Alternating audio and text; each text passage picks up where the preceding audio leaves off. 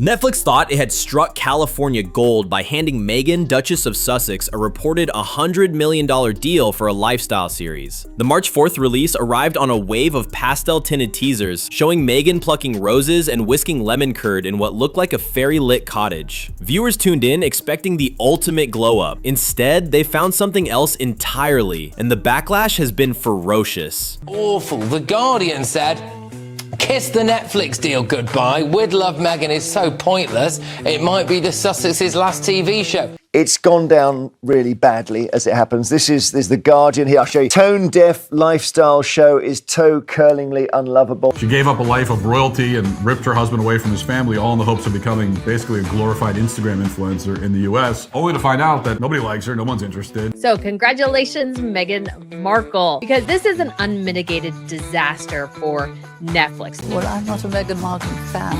Why not?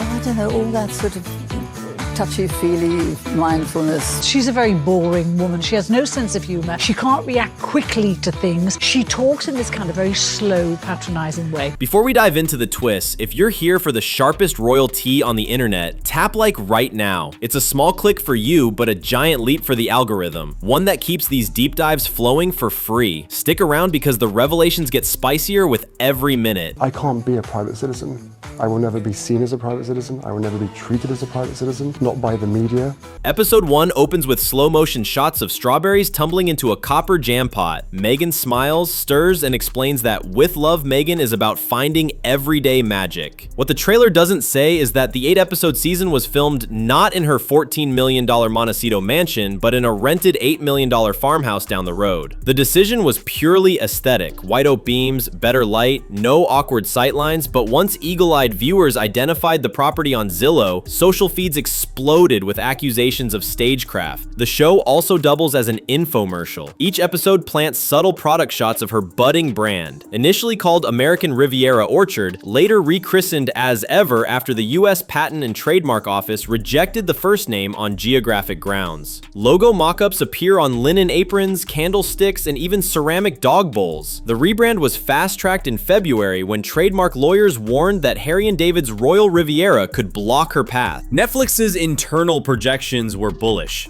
At least 4 million North American streams in week 1, blossoming into a retail rollout at 2 Netflix house pop-ups, King of Prussia in Pennsylvania and the Dallas Galleria in Texas, where visitors could buy her jam, pancake mix, and heirloom-inspired tableware. But those plans are wobbling after a wave of negative headlines. Still, the premiere numbers weren't a total faceplant. According to leaks, the series drew 2.6 million global starts in its first 5 days. Solid for lifestyle content, weak for a 9-figure deal. And Meghan's optimistic Instagram reel, twirling in a lettuce romaine calm cap while announcing an already shot second season, shows she expected applause. But the jam jars were only the appetizer. The main course was the critics' verdict, and it arrived ice cold. Within 48 hours, The Guardian stamped a 1-star rating on the series, calling it toe-curlingly unlovable and vacuous joylessness on a marble countertop. The review went viral. Even normally supportive outlets winced. The Independent labeled the experience queasy and exhausting, while Vulture wrote that the show pioneers new frontiers in unrelatability. Over on Rotten Tomatoes, the critic score hovered in the 30s, with the audience score even lower. For context, that's below Netflix's Cook at All Costs, and that show was canceled after 1 season. Comedian Christina Pazitsky, better known as Christina P., recorded a TikTok roasting what she dubbed the beekeeping redemption arc. In episode 3, Meghan admits she doesn't like honey, then gushes over its complex terroir while pouring wax into candle molds. Christina called it the sorriest Martha Stewart cosplay she'd ever seen, and her clip racked up 2 million views in a weekend. Shaded Meghan Markle during an interview with Hollywood Access.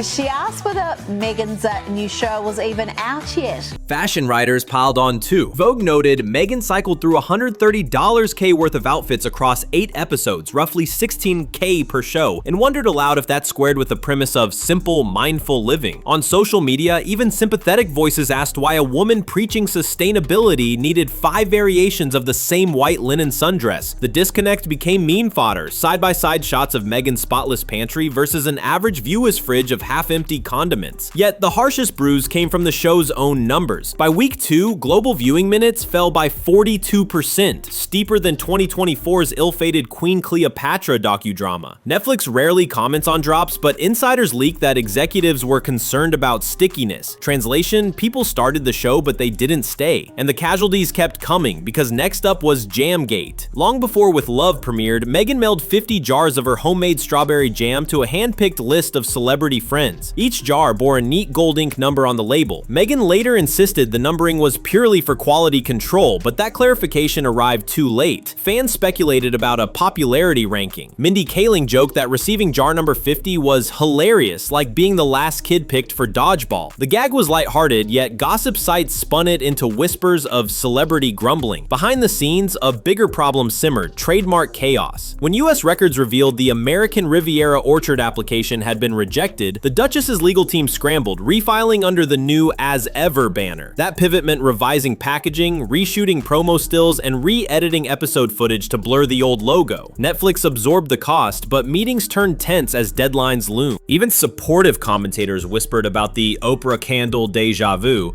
Back in 2020, Meghan's scented candle collab fizzled after supply chain woes. Insiders worry Jamgate could follow the same path. For a brand hinging on authenticity, the perception of chaos is poisonous. Nevertheless, the show marched on, and so did Meghan. The palace-style tea party in episode 5 twists from wholesome to cringe when an on-screen caption calls the jam award-winning, yet no award exists. That single frame spawned thousands of angry comments asking which award body had supposedly judged a product unavailable to the public. Still, none of this stopped Netflix from shooting season 2, and the way they did it adds fresh intrigue. According to industry leaks, Netflix filmed season 2 back-to-back with season 1 to save money on crew and set rentals. On paper, that's efficient. In practice, it means season 2 is already in the can, unable to pivot in response to criticism, except through post-production edits. Editorial staff can trim runtimes and tweak narration, but they can't change Meghan's wardrobe or swap the farmhouse for her real kitchen. One insider called it a $12 million roll of the dice. Renewal announcements flashed across entertainment sites 3 days after the premiere, framed as a triumph. Yet sources insist the broader $100 million Sussex content pact is now under review. Netflix wants proof that Meghan's audience, love her or hate her, will actually finish episodes and then buy merch. The company gave With Love Meghan the same 5-week KPI window. It applies to scripted hits.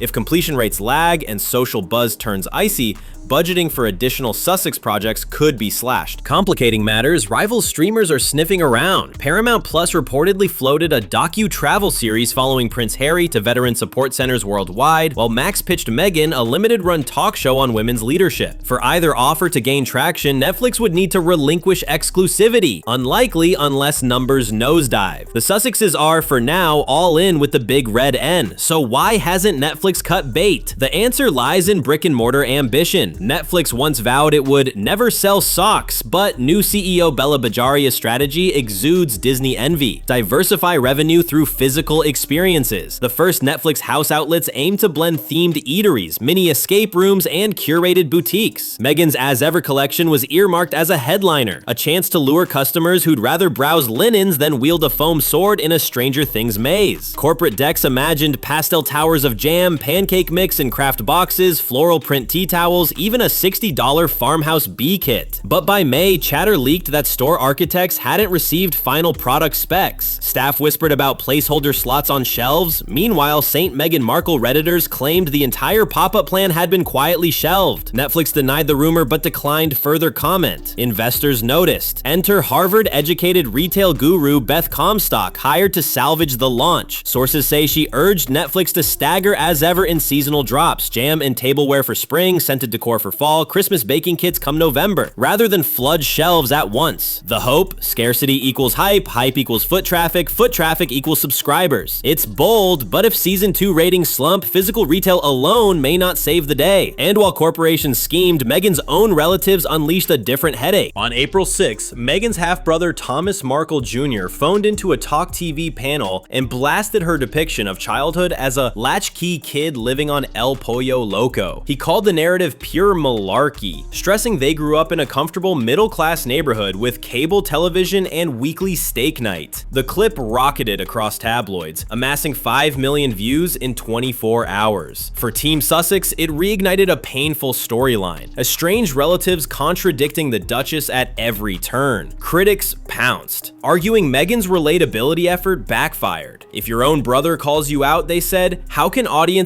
trust the curated persona on screen? For a reality-adjacent show, authenticity is currency. Lose it and you're broke. The timing stung. Thomas Jr.'s rant aired the same week Rotten Tomatoes dipped below 35%, amplifying the sense of free fall. Yet the saga also proved a point long whispered in Hollywood. Meghan is compelling precisely because she polarizes. You can't look away. Which brings us to the analyst dissecting her every move. Few observers are blunter than author Tina Brown. In a March 11th interview, she branded Meghan enormously shallow and said the Duchess never figured out a convincing persona. Brown argued that had the Sussexes waited quietly inside the royal fold until William became Prince of Wales, they'd now be basking in global philanthropic invitations without lifting a finger. Instead, Brown claims they bolted too early, swapped palace prestige for Hollywood volatility, and keep paying the price.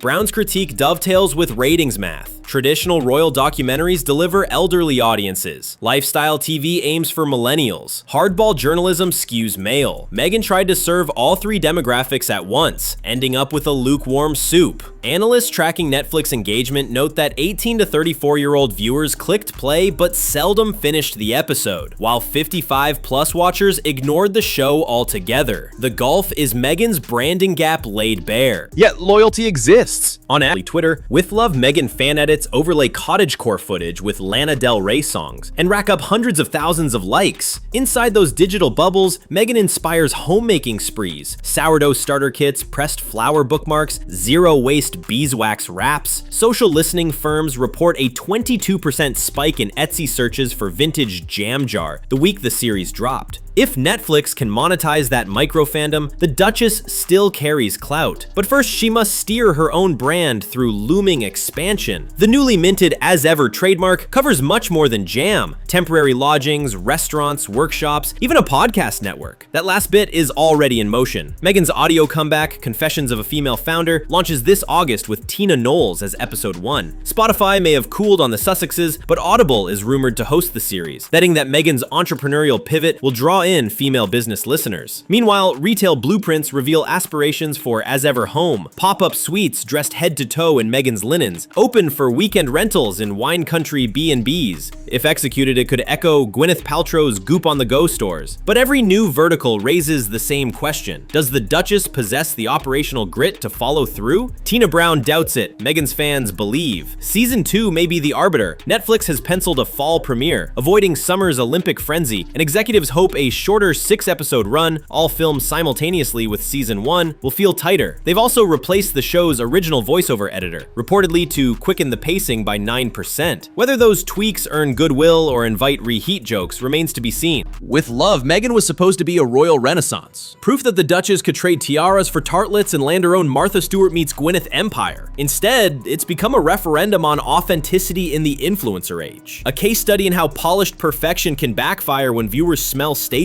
Season 2 is locked, the pop-ups are planned, and As Ever merchandise is ready to ship, but none of it will matter if audiences hit stop before the credits roll. So what happens next? Does Meghan refine her brand into something truly relatable? Or does the Netflix deal end up as another cautionary tale about overhype and under-delivery? Tell me your prediction in the comments below, smash that subscribe button so you never miss a Royal Watch breakdown, and remember, in the attention economy, the biggest scandal is being ignored.